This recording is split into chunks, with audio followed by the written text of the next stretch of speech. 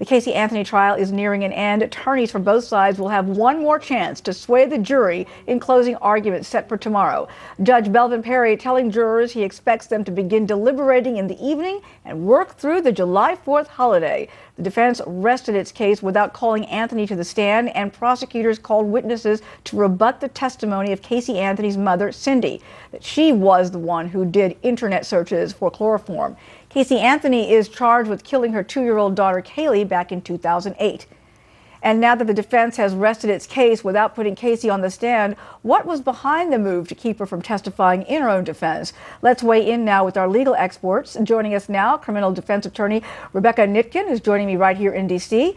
What do you say? Was this a brilliant move on the part of the defense, if we look back at what happened? I don't think she needed to get on the stand to testify. She is a sociopath with psychopathology. I believe that is very clear. She lies, she lies, she lies. Everybody knows that she lies. She can't get on the stand now and start crying tears and looking at the people and say, my baby drowned. I'm so sorry. Rebecca, let me ask you this. Are they going to have to bring up again about what the defense was arguing in the opening arguments about the drowning and the sex abuse, the fact that there's not been a lot of evidence supporting those theories at this point? And is that something that prosecutors can use to go after the defense and try to convince the jurors that this woman is guilty? They're going to be limited to only what the evidence is. They cannot bring in anything that has not been brought out as evidence. They can use a little bit of the innuendos as long as it's been brought up in the court without sustaining objections.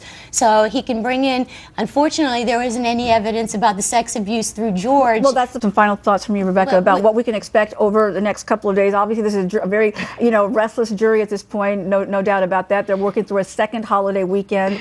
It's got to be tough on them right now at this point. It's tough on them, but they're so into this trial. And now it's all going to come down to them. So they're really into it. They're going to get all of the information that they've been waiting for from the two different sides, and they're going to get to put it all together. And you have to remember, the prosecution promised an awful lot too. So they said, you are going to be comfortable finding that she did this. And how many experts have been on? How many people have been going back and forth, and the question still is, what happened? Nobody knows what happened.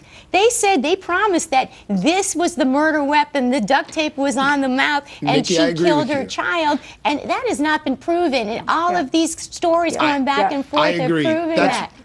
That's why I think you might see a compromise verdict where they find her not guilty of the highest charges because of what Nikki just said, and find her guilty of the lesser charges, which still means she'll be going to jail for a long time. All right, on that note, we have to end the discussion. Of course, we're going to be keeping close watch on all the developments as they unfold. Thanks to both of you for your insights. We appreciate it. Thanks, Sue.